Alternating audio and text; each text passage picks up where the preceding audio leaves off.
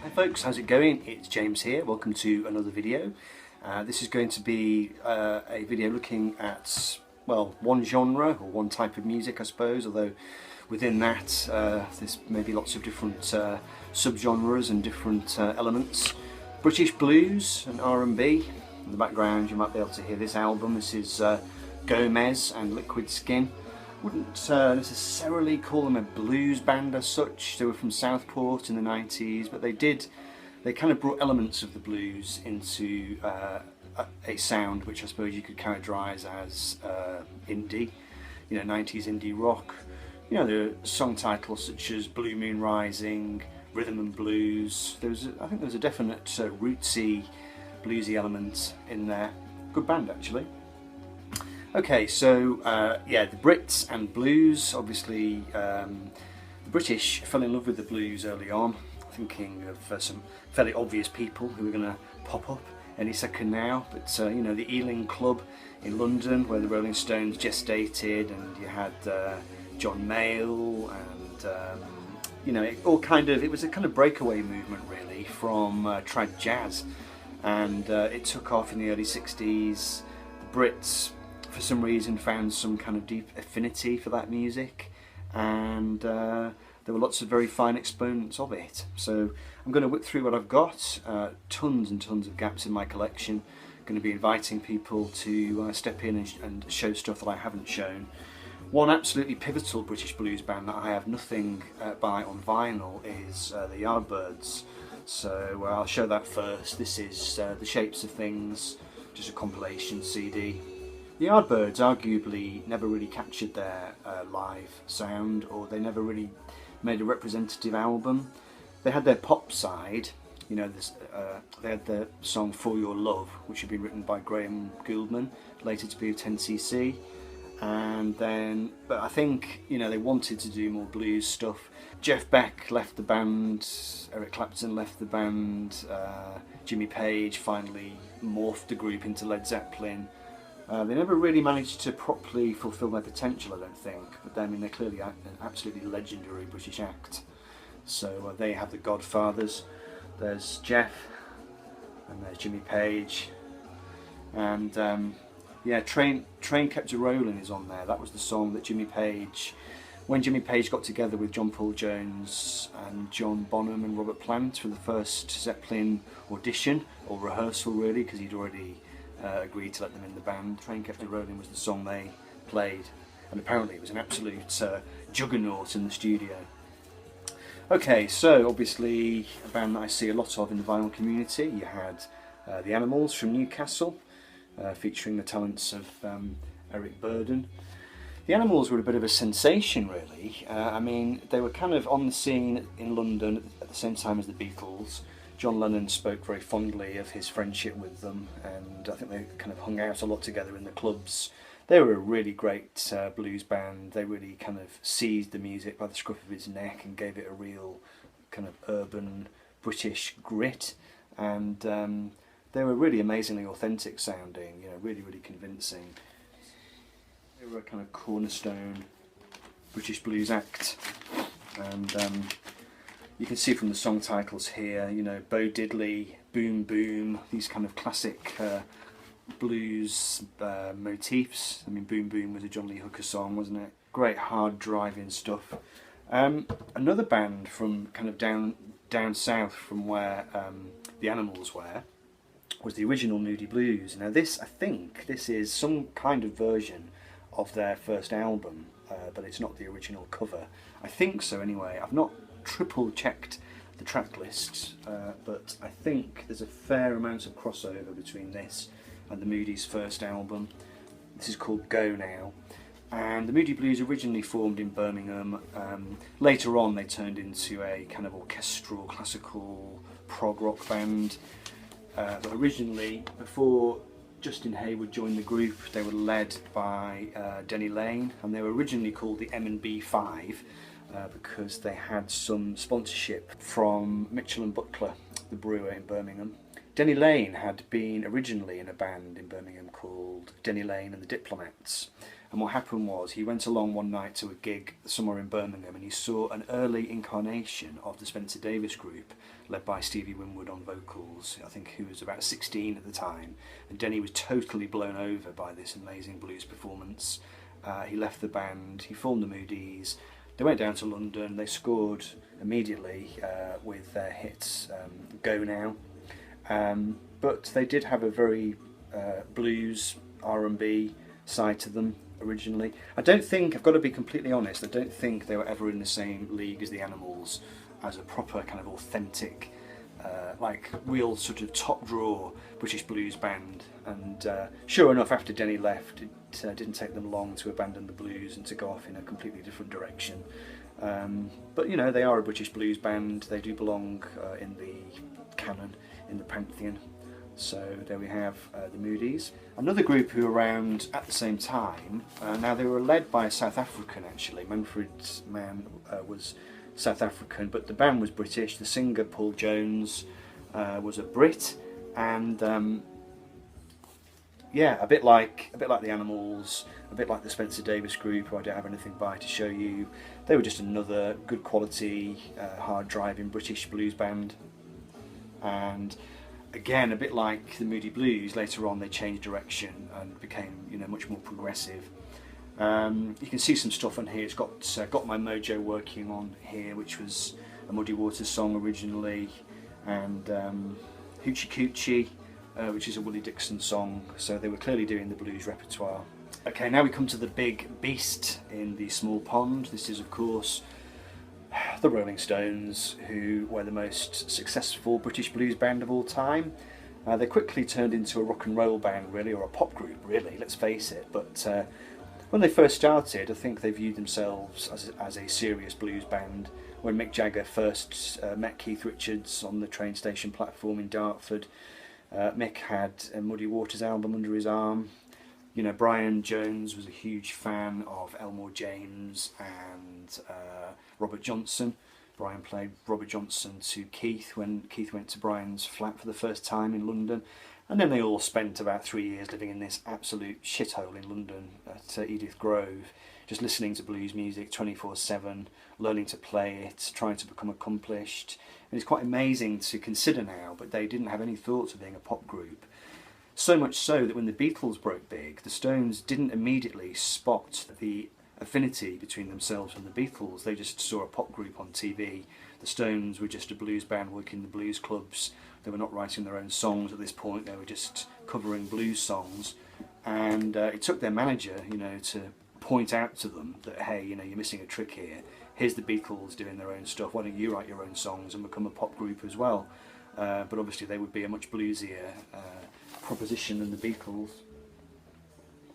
And the Stones' blues was very kind of snotty sounding. It had a kind of a slightly ironic, sarcastic, sneery kind of quality to it. Obviously you've got Mick Jagger on vocals, you know.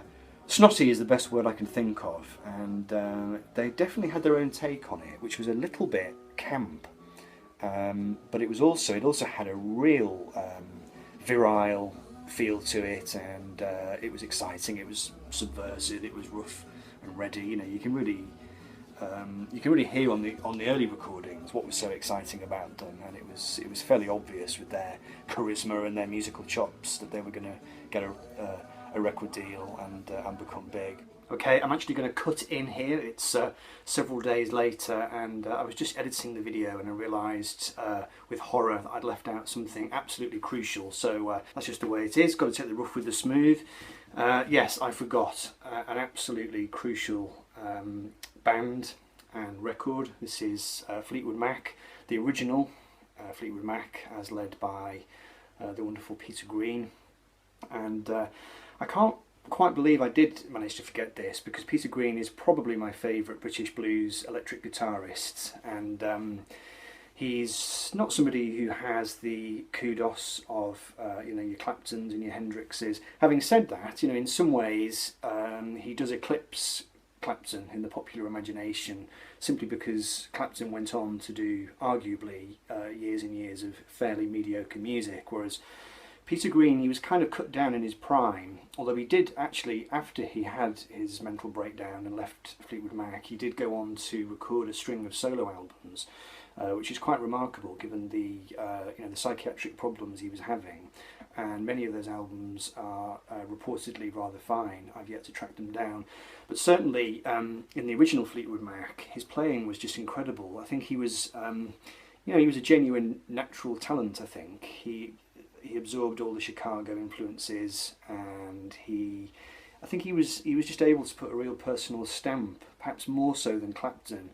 I don't want to be overly critical of Clapton, but his lines sometimes I think were maybe a little bit studied, or you got the impression that he'd learnt to do certain licks and combinations of licks, and became an incredible powerhouse just in terms of how he was able to link them together, and he did put his own personal spin on them. But I think Peter Green maybe was a more natural player, and the stuff he did, it seemed to come out of him with more emotion, and certainly given the fact that he had all these dreadful problems later on, as Clapton did, to be fair. I mean, Clapton was a dark horse, but I think Peter Green's music is very, very raw.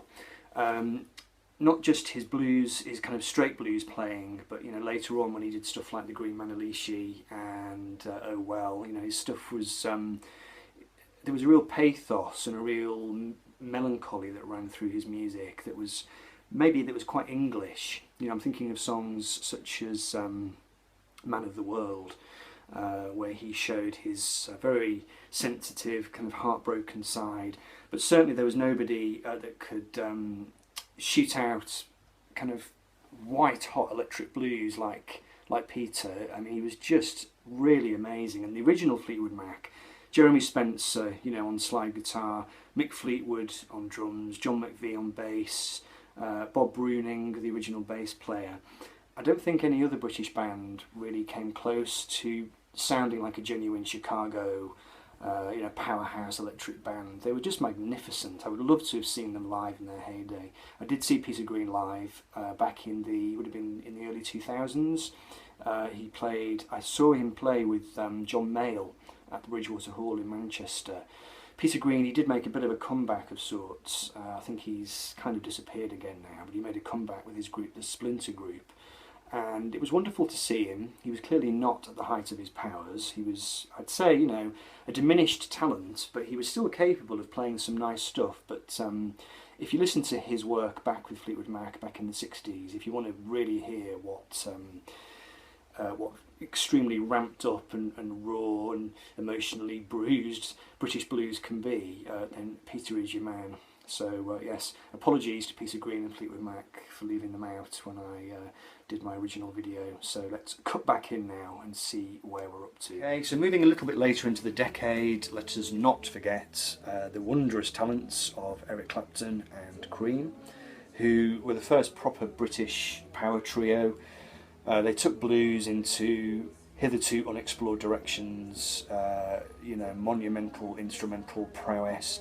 Ginger Baker and Jack Bruce working together as this extremely exciting and dynamic trio who packed out the Albert Hall and just turned the blues into something explosive. And but at the same time, I think Clapton would have been the first to admit that maybe Cream were responsible for making things perhaps a little overblown. It wasn't long before he heard the strains of the band's music coming from Woodstock, that more kind of rural country blues sound, and at that point Clapton jumped ship and wanted to do something different.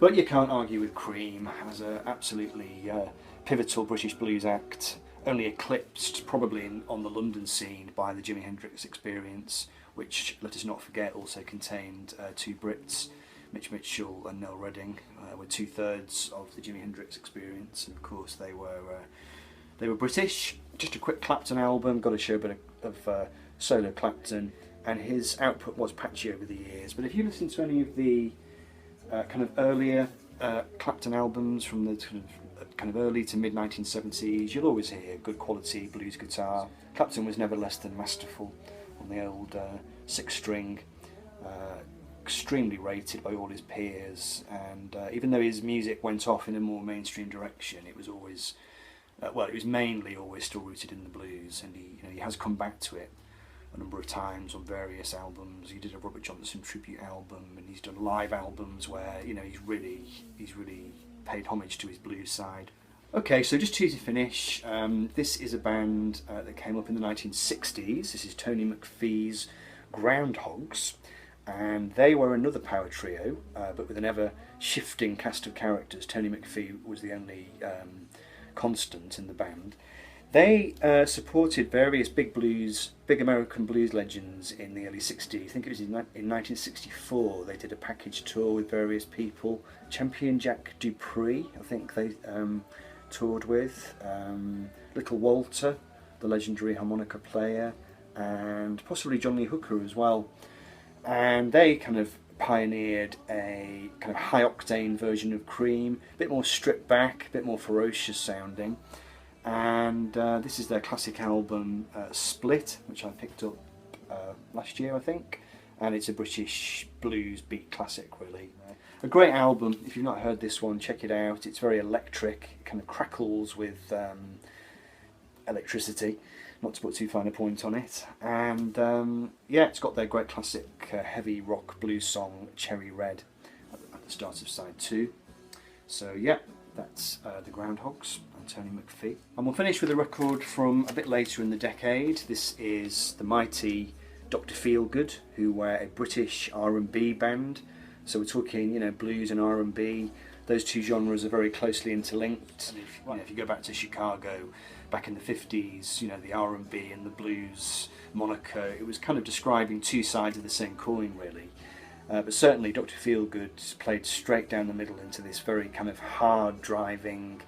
I mean, they're kind of tagged as being pub rock, really, which is a little bit unfortunate. That has connotations of something a bit middle of the road and a bit safe, but there was nothing safe or cosy about Dr. Feelgood. It was kind of just ramped up, very high energetic blues-derived rock music, really.